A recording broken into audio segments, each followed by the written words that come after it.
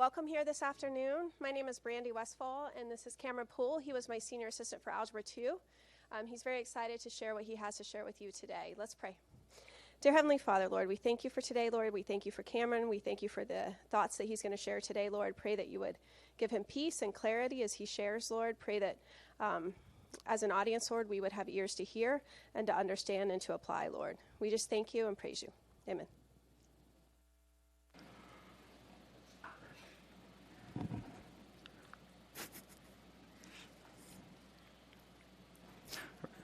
It's safe to say that we've all had moments in our lives where we just cannot comprehend our differences with each other in relation to certain skills. Where one of us finds one subject straightforward, another finds it puzzling. You can't understand it. But have you ever wondered why that is? Most people understand how smart they or others are under the guise of general intelligence. The idea of general intelligence can be boiled down to say that some people are smart and some people are not smart. But that doesn't really it doesn't explain why some people are better at different subjects. So how could we possibly explain this? In 1938, one Louis Leon Thurston proposed the multiple factor theory. His theory states that there are 7 different primary mental abilities which make up intelligence.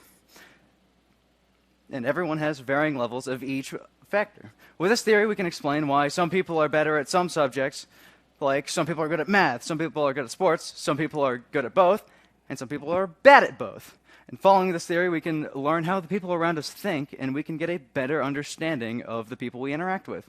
So, how could we use this understanding of others to help them? First, it's important to dig a little bit deeper into multiple factor theory. We're specifically going to focus on the model of the theory described in the book 8 Great Smarts by Kathy Cook. This model takes Thurston's 7 factors and uses them as building blocks to make 8 different forms of understanding, or smarts.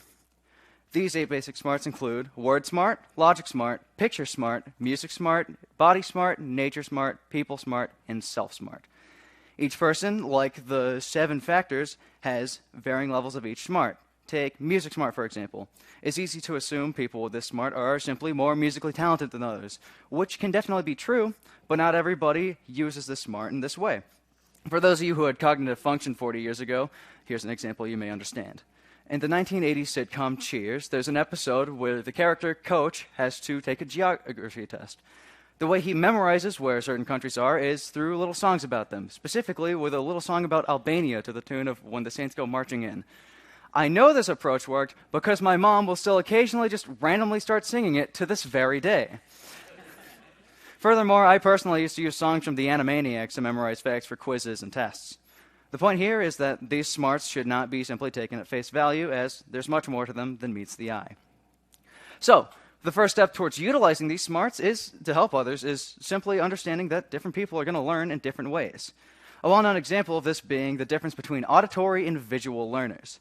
Some people will learn a subject better by just hearing it explained, while another will learn it better by seeing it put into use. If you've ever wondered why that is, it can be explained with these 8 smarts.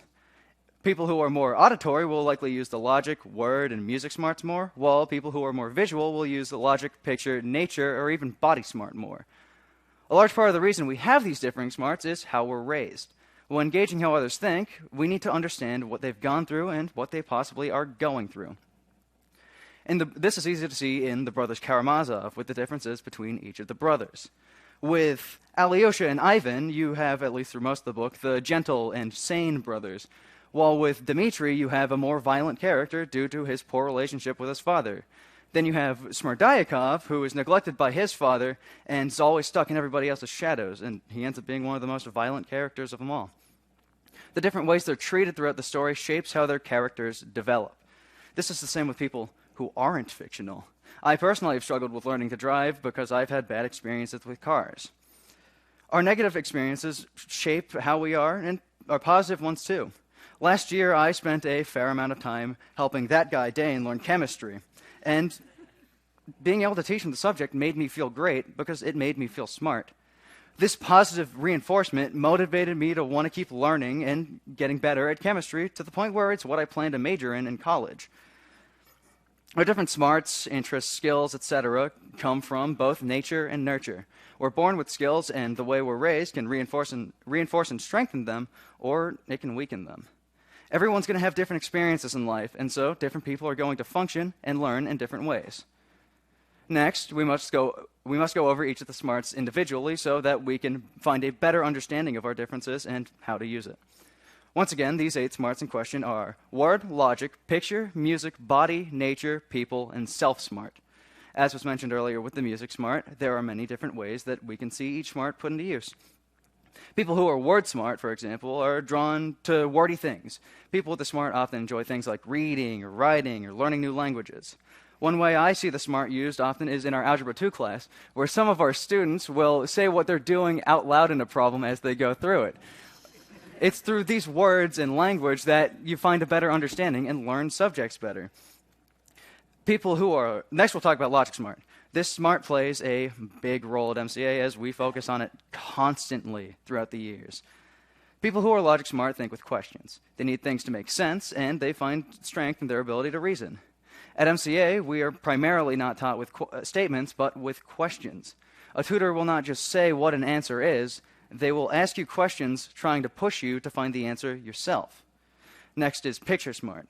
People with the smart use imagery to learn. They can often be seen doodling and drawing, or picture. In physics, we use specifically force body diagrams in order to visualize how force is acting on an object.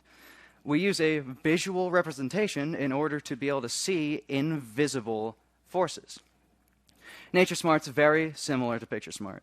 People who are nature smart think with patterns or through observation. For example, I have a buddy named Luke who is very nature smart. He can look at the bark of a tree for like 3 seconds and tell you exactly what kind of tree it is and why, and it honestly terrifies me. He can see these patterns around him, and he knows what they mean. People who are body smart are drawn to physical activity. This could range from doing ballet or playing sports to fidgeting with your wrist brace the entire time you're giving your senior thesis. These movements are a way of learning, or, in cases like mine, paying better attention. Then you have people smart. People who are people smart tend to work better with people. They tend to think and reason out loud to other people, and they tend to have a better understanding of people. This smart plays a big role in understanding others. Once we can find an understanding of people, the way we help them depends on the person. It can take some creativity to find an effective way to reach out. With someone who's primarily logic and nature smart, you can use the patterns in a subject to help explain the logic of the subject. Or with body and picture smart, you can explain something by trying to create a mental image using your body language. The most important thing to know through all this, though, is that if you really want to help someone, you need to pay attention to their processes, not their end results. Using our understanding of how people work, how they function, is how we can find a process to give for them to learn and to grow. Though these smarts serve as a useful way to understand these differences in all of us, there is an important underlying issue. For this paper, I interviewed a local therapist, Dr. Janet Carter. And during our interview, I asked her if she saw anything harmful about this method. Her main issue was how it oversimplified human thought. She talked about how there were variables that were not considered, which revealed big flaws in this process. One of these being that not everyone's just going to be open about everything. As I said earlier, part of understanding people is knowing what they've experienced. Most, if not all of us, have skeletons in our closet, things we're not just going to tell everybody. And that can make it hard to really gauge a person, to gauge what they've been through. Another variable is effort. Just because somebody has the capability to do something doesn't mean that they're going to do it. Someone who's body smart could certainly have the ability to excel at a certain sport, but decide not to. Someone who's logic smart can go into a math class with the ability to ace the subject, but still fail through a lack of effort. In William Golding's Lord of the Flies, a group of boys are stranded on a deserted island. Each of these boys is given a certain job, among these being hunting.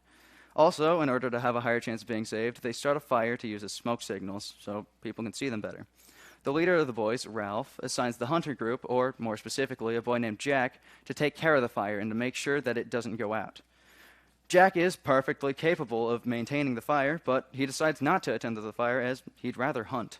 Motivation is nothing without effort. Jack and his hunters had a great motivation for keeping the fire going because it saved them. But they'd rather hunt because that's more fun. Why'd you do the boring thing? In a math class, bad grades can serve as a motivation to work harder or to learn the subject. But without the will to actually do it, nothing will be accomplished. You could use your knowledge of your smarts as a motivation to succeed, but without trying, you'll fall short. You could even say you have a certain smart and use it as an excuse for not trying. I am an example of this kind of person.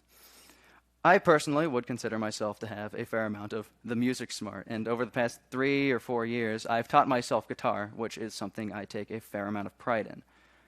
But recently, I've been trying to learn piano, and I tend to think, I taught myself guitar, that's harder than piano, so learning piano will be a piece of cake. After 8 months, I maybe know 2 songs.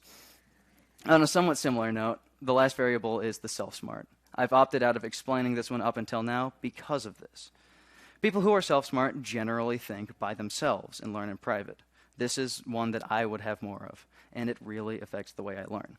In pre-cal, I tried to learn the subject by just listening in class, arguably. If I didn't understand the material in class, then I didn't understand it at all. Towards the end of the year, I realized that if I wanted to pass, I needed to find a new approach. So, if I didn't understand the material in class, I'd teach it to myself at home, and I made it past the class. Then, during the pre-cal section of geometry, not even 5 months after struggling to make it through the actual class, I taught myself every lesson and made it out of the section with over 100. The highest grade that I've ever had, and it will probably remain the highest grade I'll ever have. Some people just simply need to learn by themselves. Sometimes, in trying to help someone, you need to be willing to accept that they are the only people who can make themselves learn and help themselves, and you need to be willing to convey that to them. However, we must beware of oversimplifying people because we're not just lines of code, we are human beings. So, how exactly can we use this understanding to help them? In the end, there is no single way. People are created differently. Not only do different people learn in different ways, we also help other people in different ways. We work differently, and our issues have different solutions. Sometimes the solution is to completely change the process. Sometimes it's to put more effort, and sometimes it's simply to stop trying to find a solution. One thing I often hear people complain about is when they air a problem to their parents, they just don't listen. They try and solve it. Sometimes the solution to your problem is just opening your ears and listening to other people. Though, the way we use understanding to help others is through trying to discover what that solution could be, even if it's nothing. That is the one way that we all can do it, despite our differences. Recognizing that people have different smarts, or factors of intelligence, is what helps us to find that understanding. With that being said, it'd be ignorant not to point out the issues that arise from oversimplifying people. It's important to come to grips that we do not know everything about people. It's important to know that the problem we're trying to solve is simply people not willing to put in the effort. And it's important to know that some people are the only ones who can help themselves and must find their own solutions. From my point of view, even with those downsides, using these smarts to find an understanding of people and how they function is the best way to go about helping others as people, but only when it's done carefully. We're all different, and we're all smart in our own ways, and I encourage each of us to find a better understanding of ourselves and the people around us. Thank you.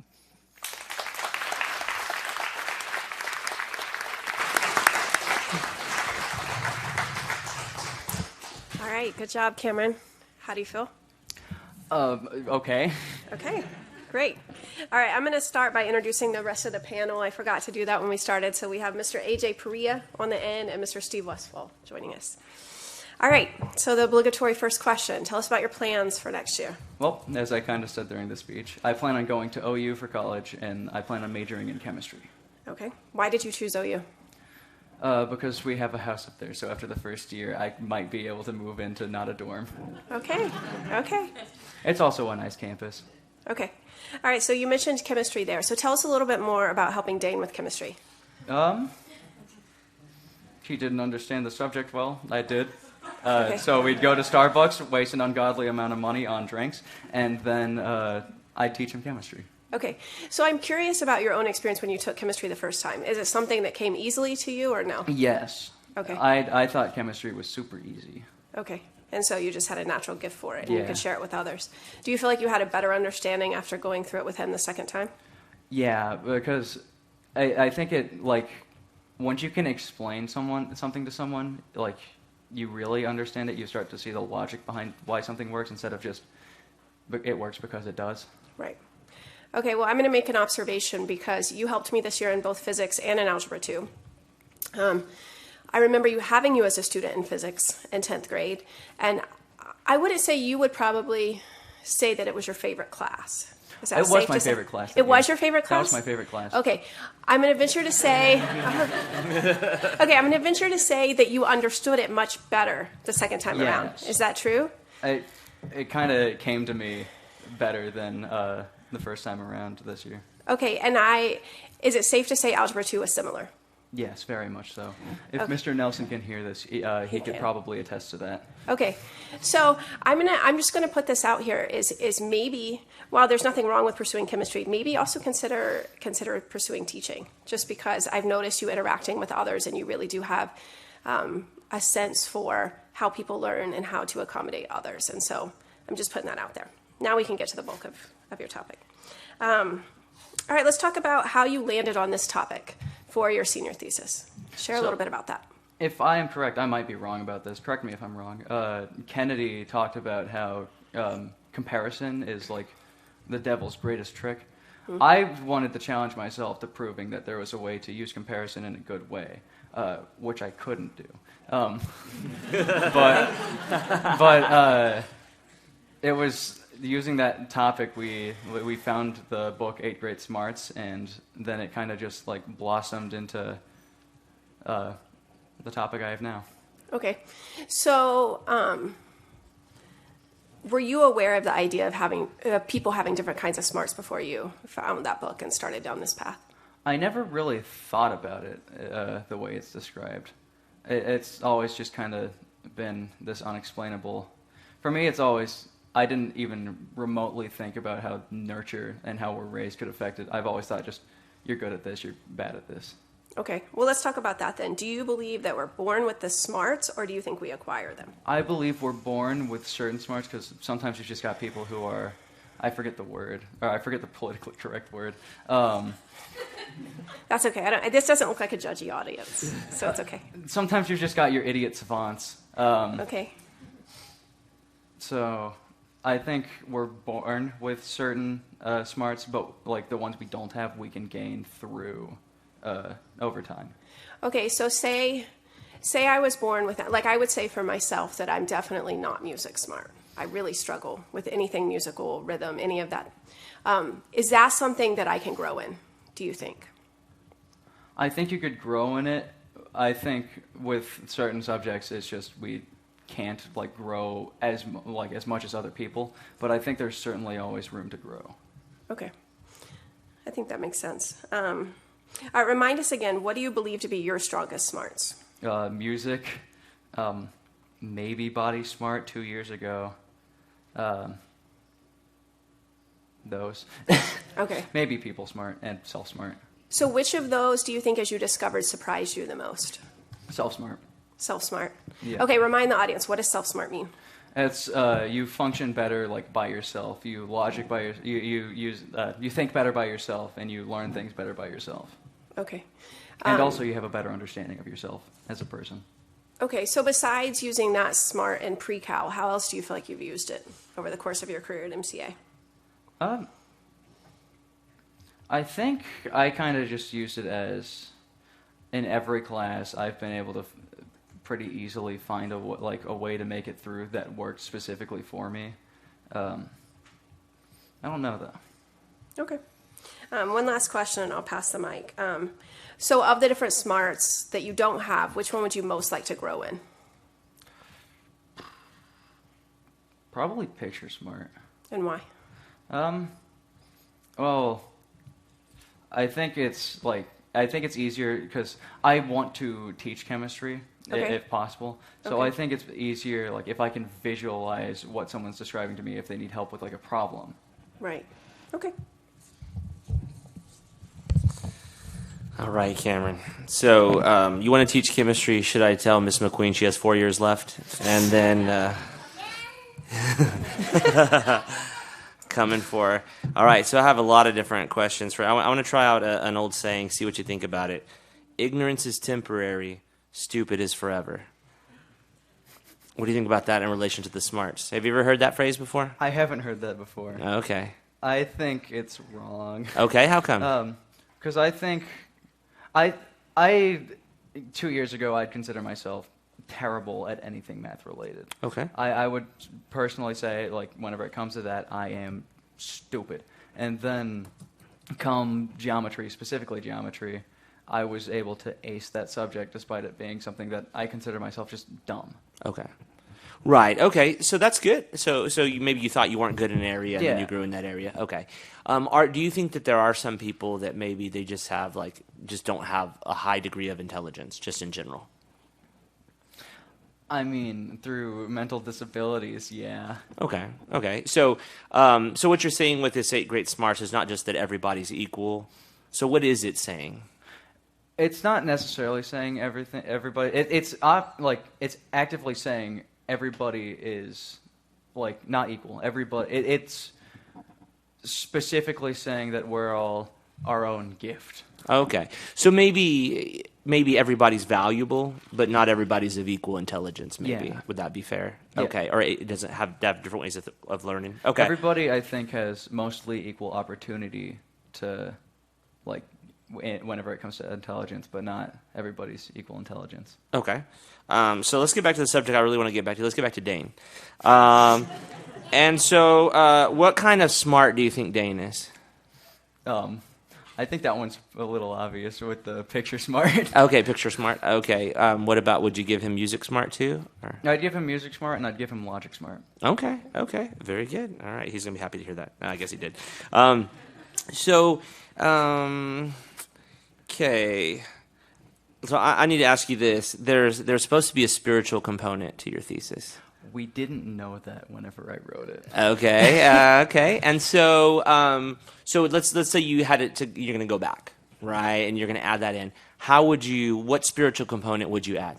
I'd say that in the Bible we're told that we're made in the image of God. Okay. And I think that these smarts are different aspects of God that we all have, that we all can reflect.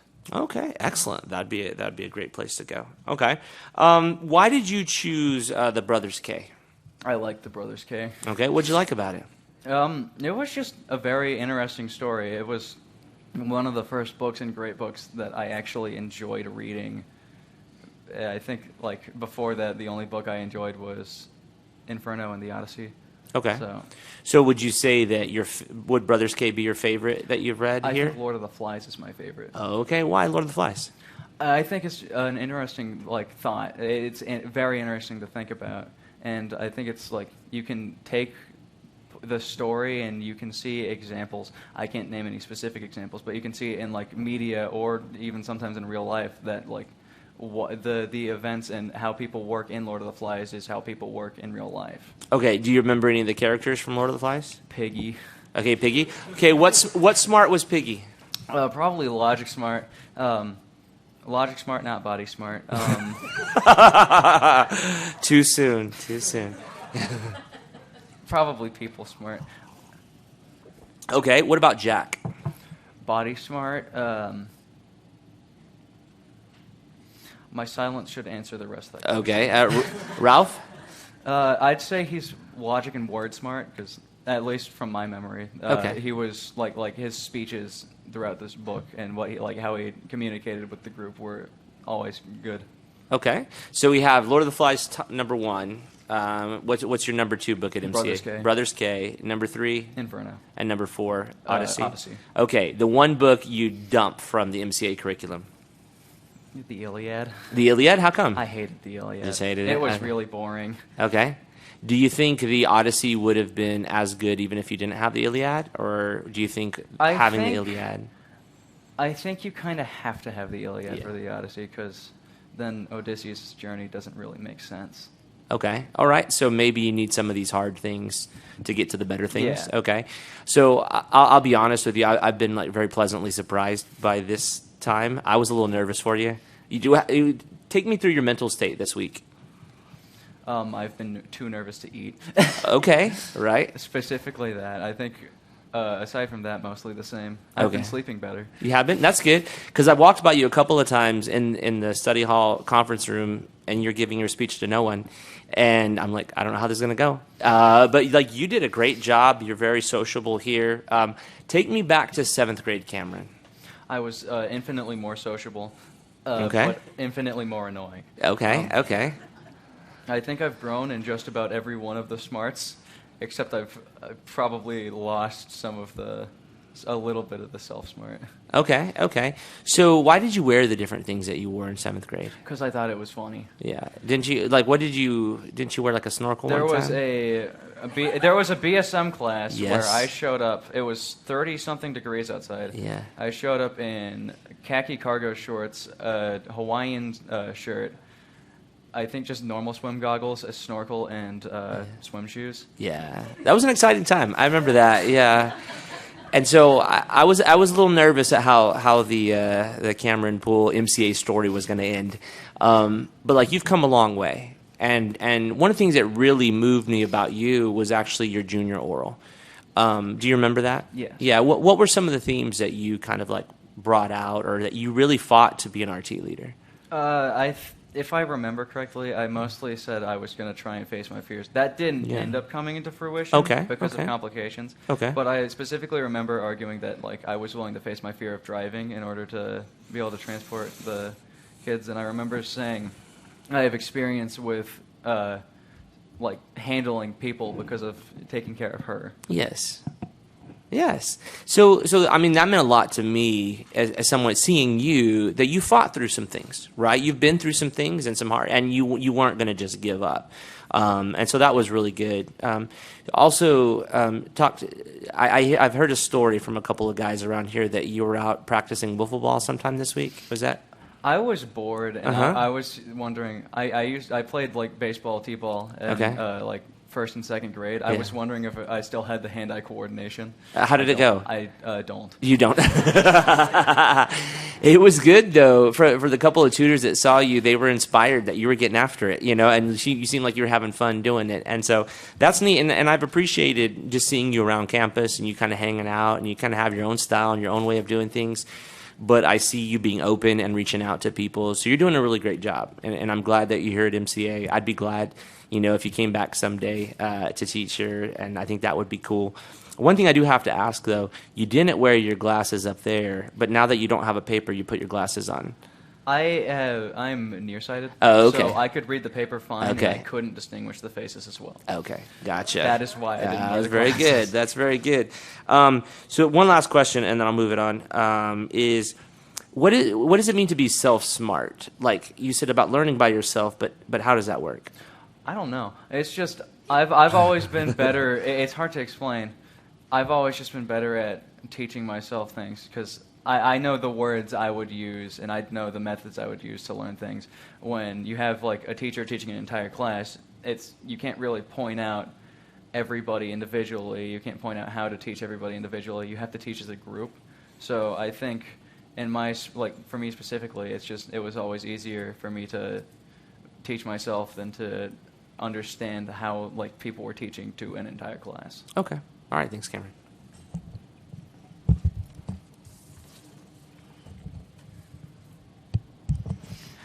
You're doing very well, Cameron. Thank you. I'm honored to be up here. So, let's see. You don't have your paper in front of you. Do you think you could come up with the 8 smarts? Just rattle them off. I wrote them down. I can help you if you need. That's all right. I just kind of want to see. Trying to think. Word, logic, picture, nature, body, self, people, and yours. Music. Yep. Good job. Okay. Were you ever tempted to try to put that to music so you could remember them better, like a little jingle or something, like the Albania song? No. No. Okay. No. How does that Albania song go? I've never heard it. Albania, you border on the Adriatic. That's pretty good. Right after that Cheers illustration that you gave Animaniacs as an illustration, and so Mr. Nelson and I were taking a walk down memory lane of all the great Animaniacs songs. So I'm curious to know if you remember the one that we watched in astronomy. About Nations of the World? Yeah. I know some of it. Okay. United States, Canada, Mexico, Panama, Haiti, Jamaica, Peru, Republic Dominican, Cuba, Caribbean, some Guam. Greenland and Salvador too. Yeah. So I happened to print the lyrics off, and I thought we could have a sing along. So you want to go a couple verses with me? Sure. Okay. Do you want to start with the very front or just United States? You should do the first, the intro. It bears an introduction. And now, the nations of the world, brought to you by Yakko Warner. United States, Canada, Mexico, Panama, Haiti, Jamaica, Peru, Republic Dominican, Cuba, Caribbean, Greenland, El Salvador, too. Puerto Rico, Colombia, Venezuela, Honduras, Guyana, and still Guatemala, Bolivia, and then Argentina, and Ecuador, Chile, Brazil, Costa Rica, Belize, Nicaragua, Bermuda, Bahamas, Tobago, San Juan, Paraguay, Uruguay, Suriname, France, Guyana, Barbados, and Guam. Got it. All right, that was good. Okay, yeah, thank you. Thank you for indulging me. I actually now have that as a goal for the next year to just relearn that song. So thank you for that. So I thought it was interesting that I don't know. I guess you tried to break those 8 smarts into categories. You had the audio smarts and the visual smarts. Yeah. Which ones did you put in the audio smarts? Logic. Logic was in both of them. Word and music. Okay. And then what about the visual? Logic, picture, nature, and body. Okay. And so then some of them didn't fit into either of those categories. The people in Self-Smart are kind of just their own thing, I think. I think the other smarts are used to find those, Okay. like to visualize those. Do you? I haven't read that book. I'm familiar with the ideas, I guess, but I thought it was interesting that you put logic into multiple categories. Do you think logic is somehow more important than the others, or more transcendent than the others, or fundamental? Yeah, because I think if you're going to learn anything, you need to be able to. If you're really going to learn anything, you really need to know the logic behind it. Okay. And using the logic smart, you can find that. Mm-hmm. So, Mr. Westfall asked kind of a related question about the spiritual emphasis in your paper. Do you think any of those 8 smarts are could be tied to the Trinity, like to God Himself? Any People of them smart. more than the others? People smart? Okay. People smart. How so? Because throughout the Bible, both halves, you have God or Jesus, like, who they really just understand the people they're with as people, not just because whenever he's with like the tax collector, Okay. he sees him as a person, not a tax collector, where everybody else sees him as a tax collector. Mm-hmm. Do you think that any of them are, I guess, not godlike? That you don't see God exhibiting? No, I think it's dependent on how you use them. Okay. So, like, how is God picture smart? Well, you've got this beautiful scenery around us. That's true. With the Great Divorce, there's whenever I think it's in like chapter 9. C.S. Lewis is talking to what's his face? His George hero, MacDonald. Yeah. George MacDonald, and they're talking about like there's an artist nearby, and one of the solid people says to the artist, "You don't need your art stuff here until you've fully become solid, because this is reality. But once you're solid, you can paint this reality because you might be able to see it better than other people can." Mm-hmm. What about music smart? Do you think God is music smart? That was a really good example to come up with on the fly, by the way. Because this is your smart music, and I would hope that you could say that it's a God thing too. I don't know if I can put an example on that one specifically. I'm not fishing for something in particular. I was Yeah, just I curious. don't know if I can come up with one for that. Okay. I think God likes music. Yeah. You know, David's the man The after his secret own chord. heart, and he had that secret chord. Yeah, there's a song about that. Yeah. So I guess I wonder, do you think that people who don't know God have art? What's your martial art? Taekwondo. Are doing taekwondo with one arm tied behind their back? What was the question? I was spacing out. Yeah. You're just thinking about taekwondo with one arm. So do you think people who don't know God can't use their smarts in the way that people who do know God I think not, because I think at that point we wouldn't all be like we wouldn't be equal in the image of God if some people were capable of doing things better. I think it's with these smarts we can use them to find a better understanding of God. Okay. So I guess I hope the mic comes back to me, but I need to hear about geometry. That's the class that you decided to teach yourself. Did you have a bad experience with your teacher? Did you just not learn how to do geometry from your teacher? I love geometry. Okay. Yeah. Well, also, you had us do the assignments before you explained them to us. Rude. So it was kind of had to teach yourself that one. I see. Okay. Yeah, so I think that's, I guess learning to be self-taught is a useful skill for sure. I kind of said that negatively. I think it was like the way you taught geometry, like the pre-calc section specifically, was great because it like enforced people to use that self-smart to be able to teach themselves. Because I feel like in college, you're not always going to have that person who's just on your shoulder to tell you what to do. You've sometimes just got to figure it out. Mm-hmm. Yeah, I think that's a great point. Particularly about college. I'm there right now is when my professor talks. It's like, I don't understand what you're saying, so I guess I have to go learn it a different way. Do you think MCA cares more about one of these smarts compared to the others, or overemphasizes some? Definitely emphasizes logic more. I don't know if it cares as much, but we have 3 logic classes, 4 if you count apologetics. Mm-hmm. Do you see that as a bad thing, that No. we're kind of overemphasizing one over the others? No, because I think Dane's going to get mad at me for saying this. The music and picture smarts are probably nowhere near as important as the logic and word smarts. You care to elaborate on that? Well, throughout life, you use you use your word smart to talk to other people, and you use your logic smart to understand things better and to help other people understand things better. With picture smart, it's mostly I can understand this better myself. Or music smart, it's I can understand things better myself.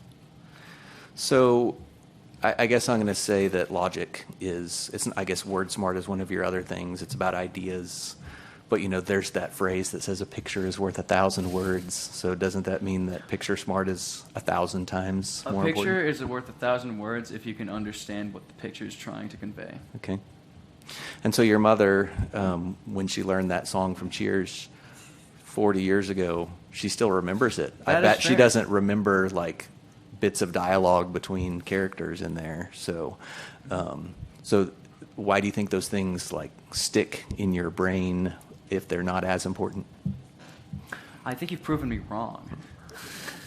That's not my goal. I was just curious. I think the picture and music smart. I think you still need more of the logic and word smart to be able to understand things. But with things like picture and music smart, it's how you memorize things. It's funny. You want to know something ironic? Yeah. Of all of Thurstone's 7 mental abilities, the only one I can remember is memory. Uh-huh. So I think it's kind of those both are heavily heavily with memory. We can see it. We can sometimes put ourselves in the shoes of words. Take an old memory that you're fond of. You can put yourself back at that time, where with logic smart or word smart, it's just I heard this and now I forgot. Yeah. So I guess that's the role picture and music smart play. That's good. Hat tip, Libby Ann Sparks, right? So that was her role. Thank you.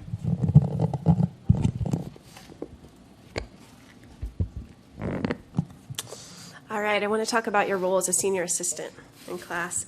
So as you were learning about all these things, you were reading the book during the fall semester, you were learning more about your own intelligences and maybe even making observations of the students that both your peers in the senior class, but also in the kids in our sophomore and freshman classes.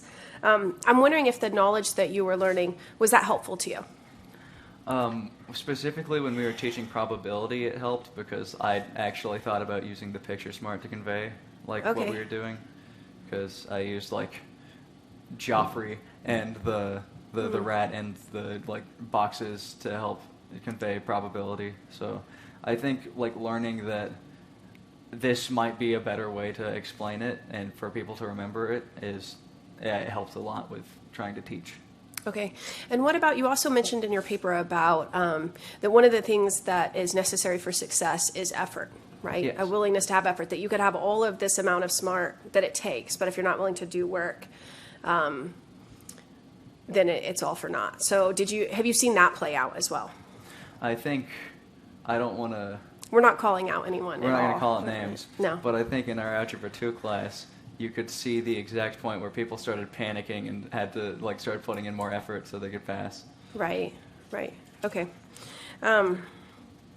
Okay, so you also mentioned that when you interviewed Dr. Carter that she cautioned you about this idea. Like everything we had been reading up to that point was very pro multiple intelligence theory. But she cautioned you about a couple of things. So what did she caution you about?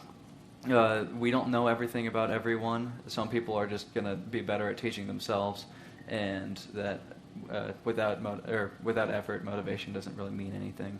Okay, so if we're putting labels on people and saying, or on ourselves even, we can say on ourselves or on others, that they have this smart or they have more of this smart than this smart and whatever, are there dangers in classifying people or putting labels on people? You're looking at people not as people but as code.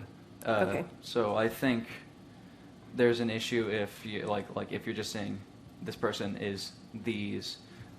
I think there's a big issue with oversimplifying them. Okay, so how can we guard against doing that? How can we use these multiple intelligences and the different smarts you've talked about to help people, but not to hinder?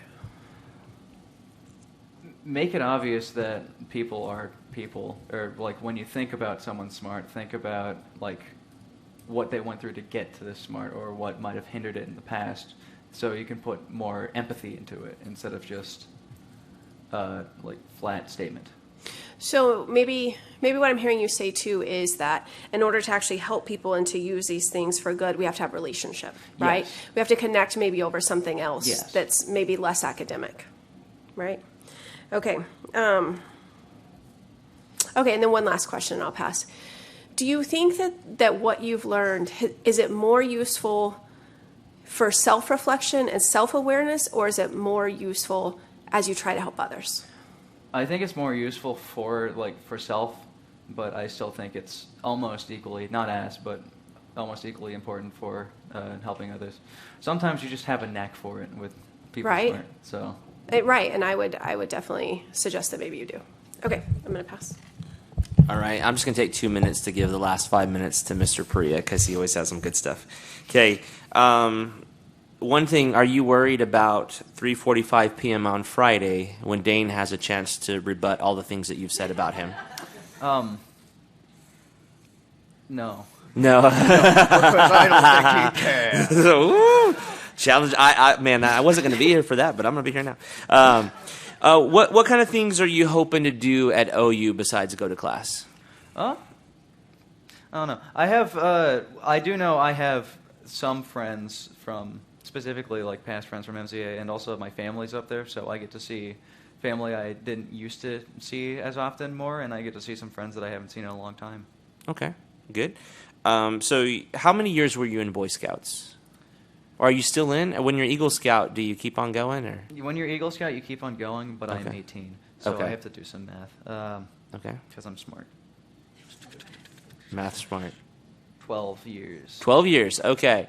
So if you could only have 3 smarts and you wanted to make the perfect Boy Scout, what 3 smarts would you give them? This robotic Boy Scout that you were going to make. Nature, logic, and self-smart. Okay, why for each of those?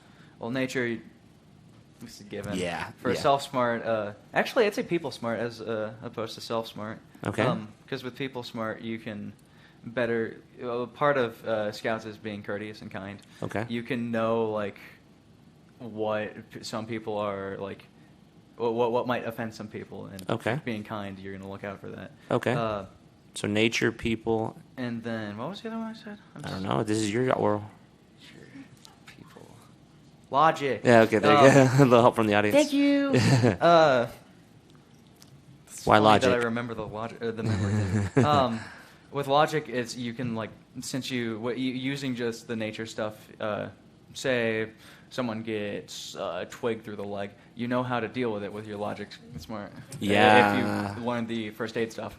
It's true. Wow, that's amazing to think about, a twig through the leg. All right, we'll leave that for another time.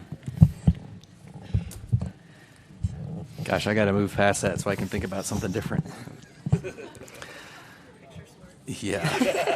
No. Picture's worth 1,000 words, right? So you have older siblings that Yes. we've talked about at RT lunch. More than one? 2. Okay. And just one younger sibling? Yes. Okay, she's doing great, by the way. So she's laughed at all the right times and all that. So She's doing that. yeah, that's right. So let's just pick one of your siblings or one of your parents and tell me about the smarts that they have. I could take the easy way out, and my brother Cole just kind of has everything. It makes me feel bad about myself. My oldest brother Cooper is he's got the logic and word smarts down. A bit of the music smart, and then absolutely none of the people smart. If he's somehow hearing this, I'm sorry. Yeah. Hey, he's got to find out if he doesn't know yet, so it's time. So do you find yourself, I guess it kind of sounded like it, who's the second brother? Cole. Cole. He's the one who has it all? Yeah. Do you find yourself envious of that he's the complete package and you're not? How do you guard against that, or what advice would you give yourself if you want to become more self-smart to not just wish that you had someone else's smarts? Use that envy to improve yourself. If you really if you're envious of something that someone has, or like ability someone has, then work towards getting there, or work towards getting as close as you can. But I think you broke it to Mrs. Westfall a second ago that even if she worked really hard at music, she would never reach your level. Sometimes you've just got to take what you're given. But at that point, you get spiteful and then get better at something else. I see. So it seems like you can rattle off pretty readily the smarts that those people have because you know them well, you know their stories. I guess to use your illustration, you know the skeletons in their closet. I don't know the skeletons in your closet. Would you care to share so that way I can know a little bit more about your smarts? No. Okay, just checking. So, but what about people that, there's people in this audience, people listening at home, people that I come across that I don't know their story. I don't know the skeletons in their closet. So how can I develop an awareness, an understanding of them without even ever really knowing those things about them? I feel like you can only go so far. You can take what you do know about them and use that. It might not be fully correct, but it's the best you can do, and I feel like the best is better than nothing. That's good. Okay. Let's see. I think those are my questions. Did you one more? Great. Yeah. Sure. You have the mic. What is he going to do? I know. Okay, this is the last. All right. So in my research, just in the last day or so, getting ready, I found that they've actually proposed a 9th smart to add to these other smarts. Huh. And so, what do you, no. No. I think I've already been asked this question, and I had to say I don't know. Okay, it's okay. I didn't know until then. So they call it existential intelligence. And they say your strengths are an ability to see the big picture. People with this intelligence, they have a long-term outlook. They consider how current actions influence future outcomes, interest in questions about the meaning of life and death, strong interest and concern for others, the ability to see situations from an outside perspective. That just sounds like a mixture of people self and logic smart to me. Okay, well, that's my question for you is, do you feel like that existential intelligence deserves a seat at the table No. with these other smarts? No? No, I think it's just a mixture of the ones that already exist. Okay, so they're just regurgitating, trying to sell more books, Yeah. is what you're saying. Probably, yeah. Okay, that's good. Okay, so now we've reached the time where we're going to let you answer the question, ask the question of us, and we're going to do our best. So as we've been going through this book throughout this year, how have you used it differently? How has it changed how you go about teaching others?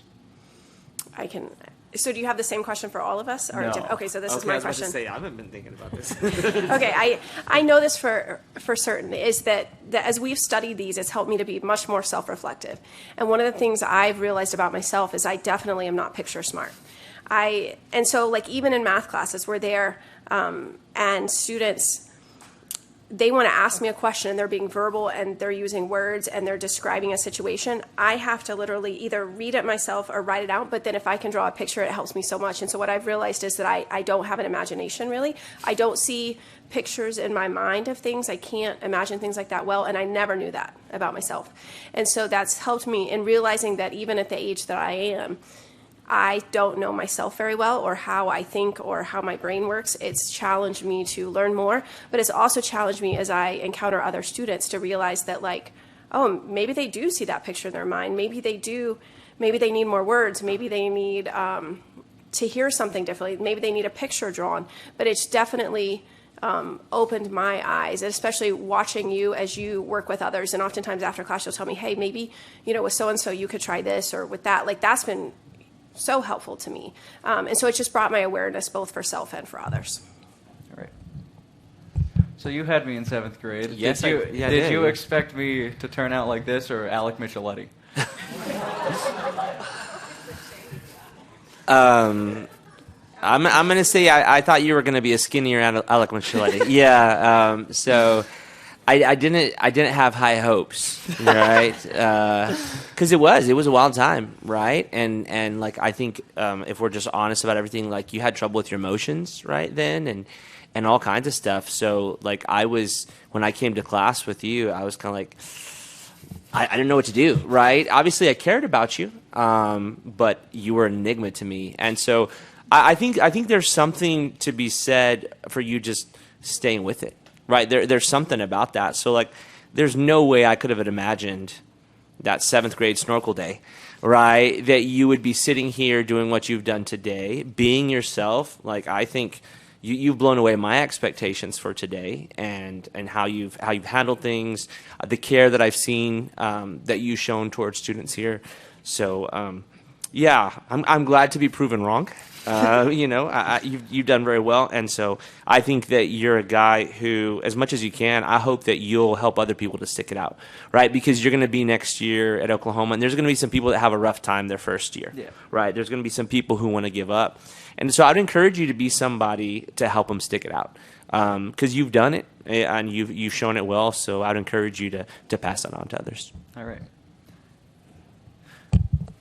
So, at the beginning of the first class of our geometry year, you said, if I don't make every one of you cry at least once, I've failed you. Do you have any fun stories of doing that? I really said that? Yes, you did. Okay. I don't have. You have no witnesses for that. So.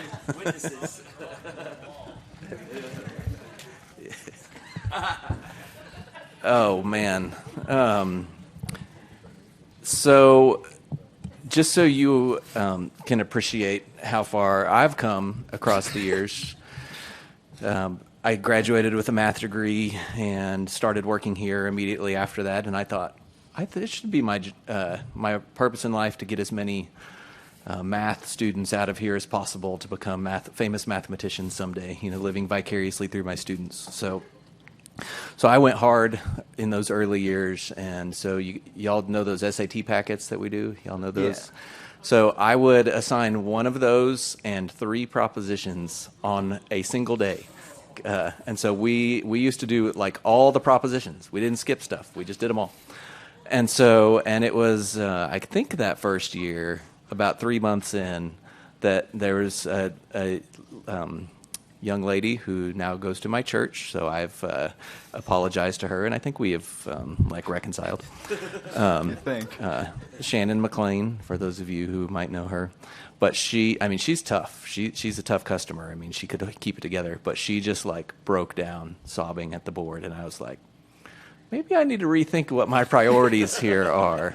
So y'all should know that I have softened very much over the years. So you don't know how good you have it, right? So I'm just a big teddy bear now. So yeah. So there are still tears that are spilled in geometry. some that still stain the cloak of Euclidean knowledge for the classmates of yours who are in here. But I do. It is. I don't know. Just watching you guys do hard things and overcome, and still be able to kind of still be a little bit lighthearted about it. I think that's good because, like, in this world, you will have troubles, and just knowing the right time to be sad and the right time to rejoice and the right time to just kind of say something snarky and try to, think about cat videos or something. Like, there's a space for all of that, and you've brought a lot of joy to my life. I'm looking at a lot of your classmates back there. I think some of my most memorable moments in astronomy this year are when you talk, and so one of my regrets is not getting your presentation recorded, so I could show my family, like, look what just happened in class today. And so you have a lot to offer the world, and I'm grateful that you have stuck it out and that you're here and you're destined for great things. So I'm grateful to be a part of your story. So Thank you. Well done. I'm going to ask Mr. Westfall to close us in prayer. Father, thank you for this time. Thank you for Cameron. Thank you for just all the things that you brought him through. I pray that your hand of blessing would be upon him as he continues on, and that you would lead and guide him and draw him to yourself. Lord, I pray that you would just use him to inspire others, and I pray for all the seniors who have yet to go, that you would be with them and that they would enjoy the moment.